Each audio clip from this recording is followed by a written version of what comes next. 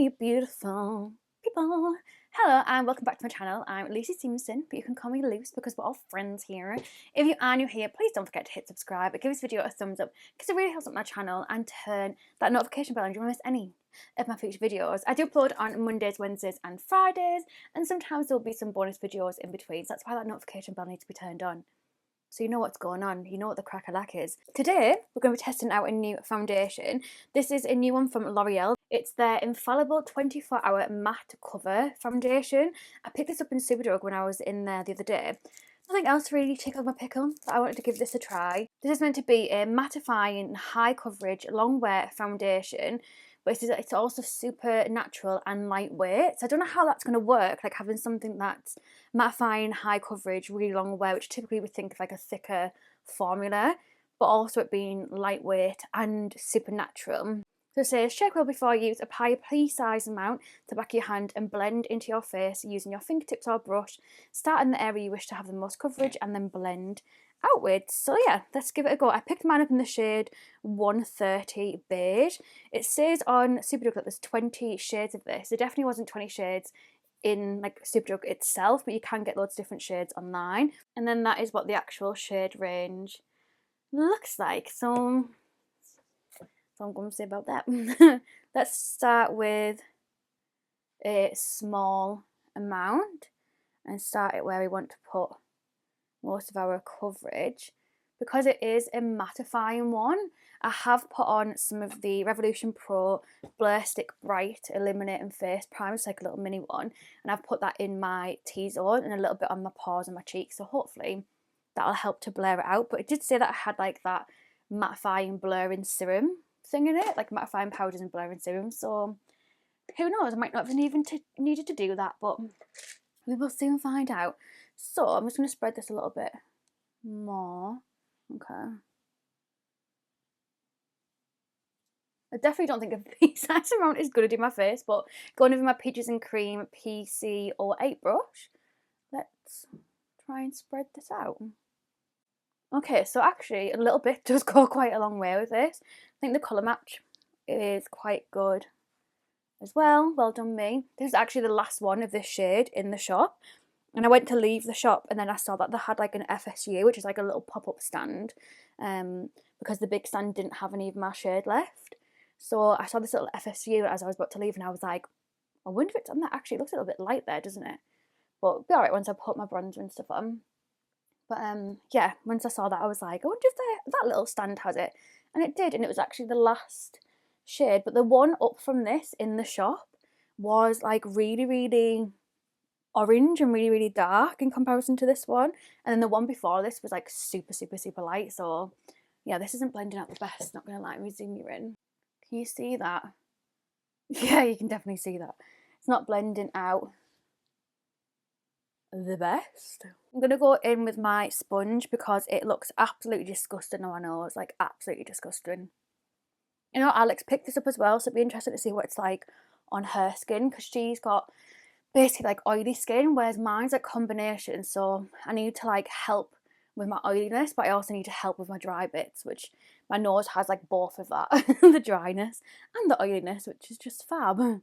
Oh my god, it's just horrible. Like if you have, I don't even think dry skin, because it's gone funny on my cheeks, and my cheeks aren't really that dry. Like my cheeks are normally fine. It's just normally my T-zone that's the issue for me. Whereas this looks horrendous on my cheeks as well as on my T-zone. Like it just does not look good at all. I'm just trying to build it up to see whether an extra layer helps, but when I'm trying to blend it out, I don't know if you can see, it like takes it away. Oh my god, this is such a waste of £10 because it's horrible. Can you see how it like is just sat on top of my skin? And like it's brought out like dryness on my, like round here. Can you see? But there's not dryness there. That's not dry skin.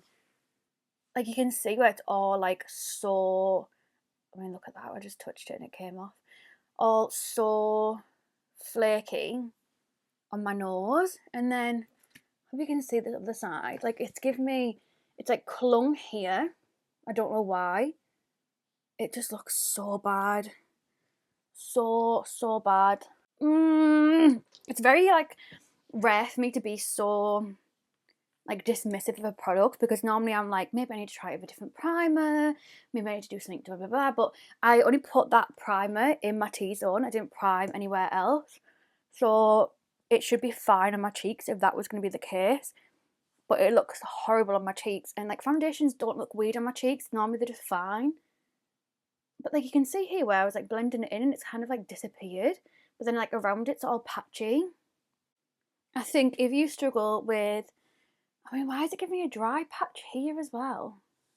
If you struggle with texture, just avoid this, like completely avoid it. Oh, I'm so like annoyed. I wish I never got it now. Oh well, we live and we learn. Oh, this is so annoying. Let me finish off the rest of my face. I'm going to power through and keep it on. But like around here, it's made me have dryness, and I don't have dryness there. It looks really, really thick and cakey. When you touch it, it literally just lifts. And I know obviously it's wet, so it's not set in place and stuff, but normally with a foundation I can touch it and not worry about getting like a full-on like finger mark from it. Okay, so I've applied the rest of my makeup. I have like the worst lipstick application on at the moment, but let's just ignore that. And I want to show you what it looks like. So I feel like on camera, it doesn't actually look that bad. So maybe this could be one that I can just wear when I'm filming at home. But how my skin looks right now, I wouldn't mind like popping to the shops and going about my day wearing this. Would I want to wear it when I go to work in London? No. Like my skin looks so dry and cakey, and like I definitely do not agree with that second skin kind of thingy. Like it literally has like sat on top of my skin. It's emphasized texture that I didn't even know that I had. It's just not a vibe. It's not for me. Also, this lip application is not a vibe, not for me, but we'll move on from that.